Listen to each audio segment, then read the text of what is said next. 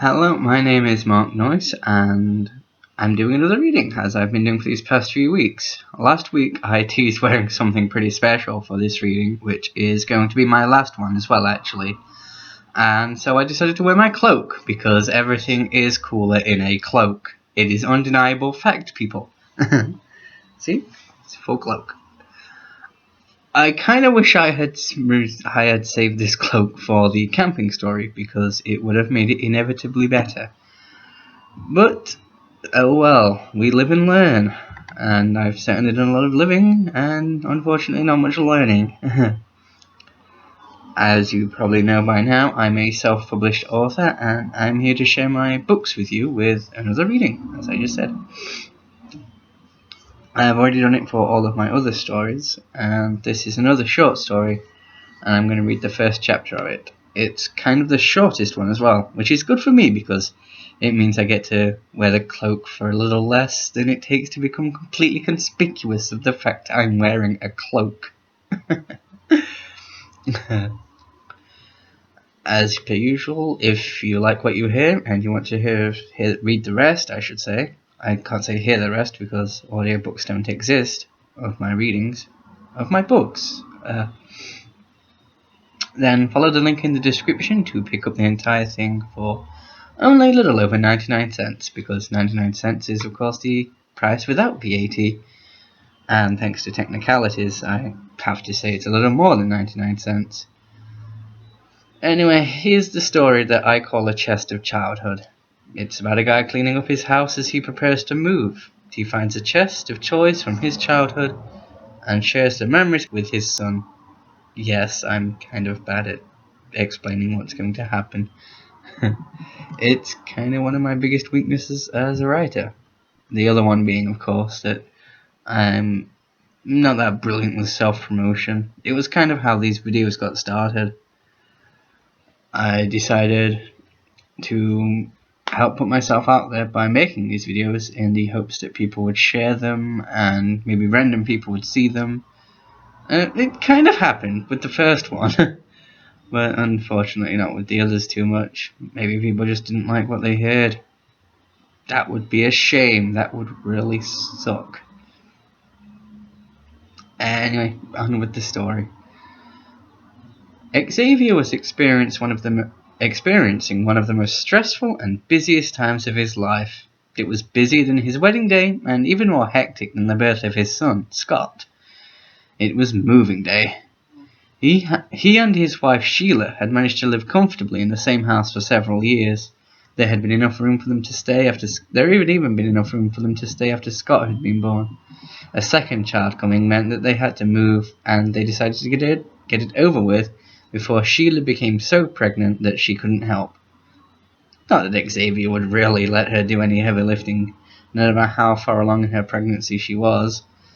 They had found a new house in a few months, and were now packing up their lives into boxes that would be then put into a van waiting outside.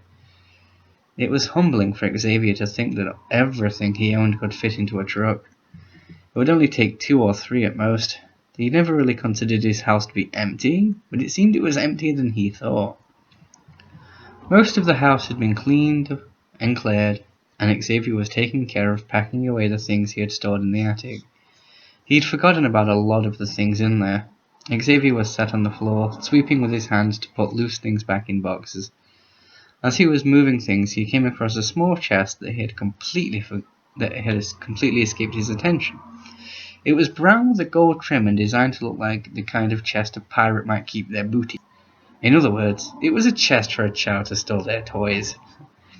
It might also belong to a pirate who didn't quite value the treasure that would be locked inside.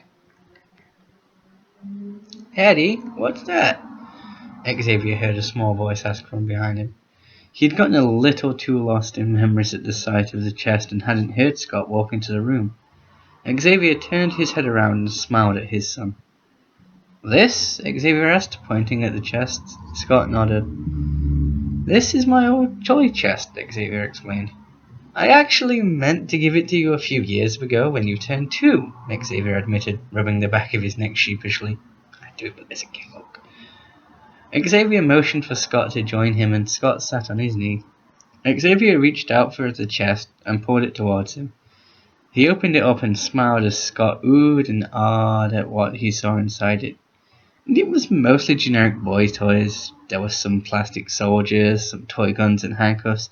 There were even a few action figures. Scott couldn't help himself. He reached inside the chest and pulled out one of the guns. It was a small plastic revolver. There were also two cowboy-style holsters, suggesting they were part of a set, and another gun was hidden in the chest somewhere. It was most likely buried under something. Scott also picked up a sheriff's badge he noticed was lying close to the gun. "You played with guns, Daddy?" Scott asked, moving his hands. Terrible voices, don't mind me. Xavier chuckled and picked the gun out of Scott's hand. He twirled it around on his finger and pulled the trigger a few times to show it wasn't real. Scott still flinched a little when he heard the sounds, as he wasn't expecting them. This is really hurting my face. Real, of course, Xavier smirked. "Nah, me and your Uncle Randy would play with these when we were little," Xavier explained. "You see, your grandma wanted us to play together, but there was one game she wasn't a big fan of," Xavier said, drifting off a little as he remembered his own childhood. I almost feel a little bad cutting off there, because it's like, this is a story where the second chapter is basically the bulk of the story. The first chapter just sets it up. So, yeah, you can find the rest of the story by following the link. And remember that I'm also always looking for voice work. If you like the sound of my voice and you want it associated with something of yours, then message me and we'll work something out. Actually, just yesterday, I'm gonna break the fourth wall here. It's currently Thursday the 5th of June as I record this. I record them in advance. But just yesterday, I actually recorded a script, so go me. Yay. Submitted a voice audition and people responded almost immediately, saying they felt I was a good fit for the character. So it's a small bit part, but I recorded some lines nonetheless. I had like 40 lines. I was done in a few hours. So yay me! See, it is possible, people. One of the comments I've received from these videos is, of course, "Wow, your voice is awesome. You should do voice work. You should do this. You should do that." Now, honestly, I'm trying to. I'm trying to. Need a little help. So, yes, if you would like me to ever read something for you, be it a commercial story, in a play, as I just said, I've recorded lines for an online play, then message me. We'll do something. We'll work it out and we'll have a good go at it. And wow, this really did hide my face.